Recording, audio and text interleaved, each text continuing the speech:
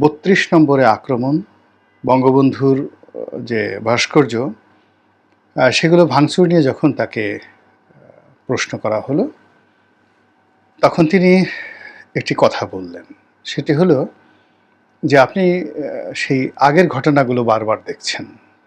৭১-এর ঘটনা দেখছেন, বঙ্গবন্ধু মানে নাম উচ্চারণ না করে তার কথা বলছেন, ৩২ নম্বরের কথা বলছেন। কিন্তু বাংলাদেশে যে একটা গণ অভ্যুত্থান হয়ে গিয়েছে এবং যারা এই গণ অভ্যুত্থান করেছে তারা যে সবকিছু রিসেট করে দিয়েছে, এটা কি আপনার নজরে এলো না?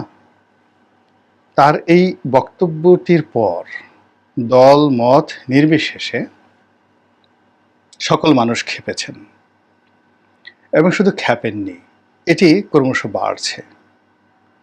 এবং ডক্টর মোহাম্মদ ইউনূসের উচিত, এই মুহূর্তে উচিত, তিনি যেটি বলেছেন ও ব্যাপারে স্থির হয়ে যে না, আমি যেটা বলেছি সেটা ঠিক বলেছি। আমি মনে করি যে 1971 সনের মুক্তিযুদ্ধ যা হয়েছিল তার চাইতে 5ই আগস্ট 2024 সনের যে গণ অভ্যুত্থান, গণবিস্ফোরণ, এটির গুরুত্ব বেশি। 1। 2 নম্বর হলো যে এই গণ অভ্যুত্থানের মাধ্যমে আমরা নতুন একটা ইতিহাস রচনা করব।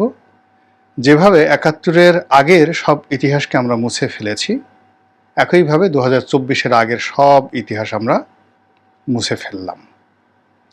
মুছে ফেলে নতুন একটা যাত্রা শুরু করলাম। আপনারা যারা আমার এই বক্তব্যে সমর্থন করেন, আমার সঙ্গে আসুন, আমার বন্ধু হন, আমার হাতকে শক্তিশালী করুন। অথবা যারা আমাকে সমর্থন করেন না, তারা আমার সঙ্গে যুদ্ধ করুন, আমার শত্রু হন এবং আপনারা দেখান হোয়াট ইউ ক্যান ডু। এইভাবে তাকে একটা পথ বেছে নিতে হবে যদি এই সমালোচনা বন্ধ করতে হয়। অথবা আপনি যদি বলতে পারেন যে না, আমাদের ফ্যাক্টরি সেটআপ, মুক্তিযুদ্ধটাই আমাদের ভুল ছিল, এটা আমাদের চাহিদা ছিল না, আমাদের বেশিরভাগ মানুষ তখন পাকিস্তানের সঙ্গে থাকতে চেয়েছিল, রাজাকার ছিল, আলবদর ছিল, অনেক জ্ঞানী গুণী পণ্ডিত ব্যক্তি যারা মুক্তিযুদ্ধ করেননি, আওয়ামী লীগ করেন, আওয়ামী লীগের বড় বুদ্ধিজীবী যেমন ডক্টর জাফর ইকবাল, ডক্টর মুনতাসির মামুন, ওনাদের, তারপরে জনাব শাহরিয়ার কবির, তারা মুক্তিযুদ্ধ করেননি। এমনকি আমি ডক্টর মোহাম্মদ ইউনূস, আমিও মুক্তিযুদ্ধ করিনি। তো কি হয়েছে? এর কারণ হলো আমরা ভারতের অধীন কোনো যুদ্ধে আমরা অংশগ্রহণে রাজি ছিলাম না। আমাদের কাছে মনে হয়েছে যে এই যুদ্ধের ফলে আমরা পাকিস্তান থেকে দূরে সরব ঠিকই, কিন্তু আমরা ভারতের খপ্পরে পড়ে যাব, ভারতের একটা তাবেদার রাষ্ট্রে পরিণত হব, আমরা সিকিম হয়ে যাব, আমরা কাশ্মীর হয়ে যাব। এই জন্য আমরা করিনি।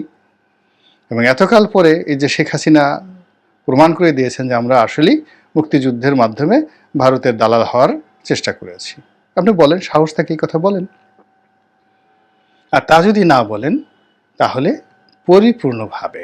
পরিপূর্ণভাবে জাতির কাছে আপনাকে ক্ষমা চাইতে হবে।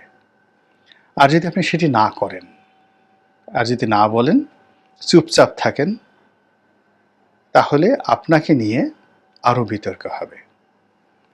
এবং আপনাকে নিয়ে বিতর্ক হলে আপনাকে সমর্থনকারী যারা কোমলমতি আন্দোলনকারী ছিলেন, সমন্বয়ক ছিলেন বা এখনও আছেন, যারা এখনও পর্যন্ত আপনাকে নিয়ে স্বপ্ন দেখেন, প্রায় সবাই বিতর্কের মধ্যে পড়বেন।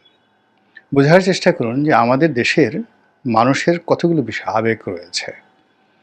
আপনি এখনও পর্যন্ত কোনো আবেগ ধারণ করেন না, মানে আপনার অর্জন, আপনাকে নিয়ে মানুষের যে আবেগ এবং অনুভূতি তৈরি হবে, এরকম কোনো কর্ম আপনার নেই। আবেগ তৈরি হয় কবিদেরকে নিয়ে। গিয়েছিলেন বলেন তো আপনি, কেন জিয়াউর রহমান সাহেব শেখ হাসিনাকে বাংলাদেশে আসার জন্য ব্যবস্থা করে দিয়েছিলেন বলেন তো? কেন নতুন করে জন্ম না নেওয়া পর্যন্ত আপনি এটার গুরুত্ব বুঝতে পারবেন না? যারা মুক্তিযুদ্ধ করেছেন, যারা এই দেশকে ভালোবাসেন, তাদের কাছে ওই রাস্তাটির গুরুত্ব,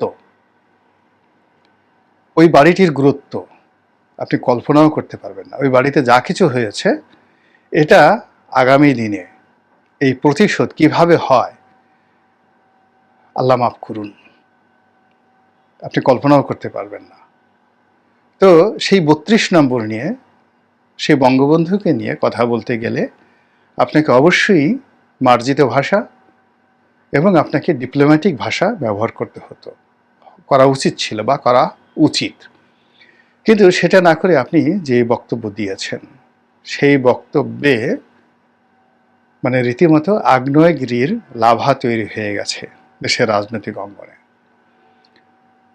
শুধুমাত্র আওয়ামী লীগ নন, বিএনপির অনেক লোকও আপনার এই কথা দ্বারা বিক্ষুব্ধ হয়েছেন, এমনকি জামাতের লোকও বিক্ষুব্ধ হয়েছেন। আপনি দেখেন তো জামাতের আমিরকে দিয়ে বঙ্গবন্ধুকে একটা গালি দেওয়ান তো পারেন কিনা?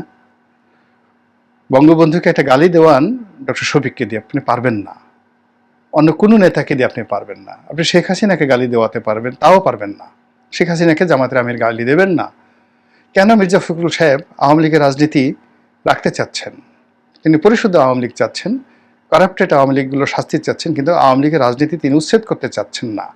শেখ হাসিনা যে ভুল করেছেন, রাজনীতি কে যাকে বলে করেনি, আপনি কি তাদের চেয়েও বড় নেতা হয়ে গেলেন? তাদের চেয়েও আপনি দেশে একটা বাজে কথা বলেনি, তারা তো রিসেট করতে বলেনি। আপনাকে বলেছে জামাতের লোক রিসেট করার কথা, বরং তারা প্রথমে এসে বলেছে আমরা আওয়ামী লীগকে ক্ষমা করে দিয়েছি। কেন ওই কথা বলেছে?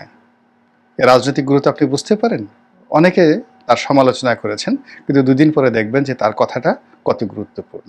তো আপনি এই সমস্ত কিছু না বুঝে, না শিখে আপনি মনে করেছেন গ্রামীণ ব্যাংকে লোন দেওয়া, তারপরে আবার সেই দরিদ্র মহিলাদের কাছ থেকে কৌশলে সেই ঋণ আদায় করা এবং সফল হওয়া, এটাই জীবনের সবচেয়ে বড় সার্থকতা।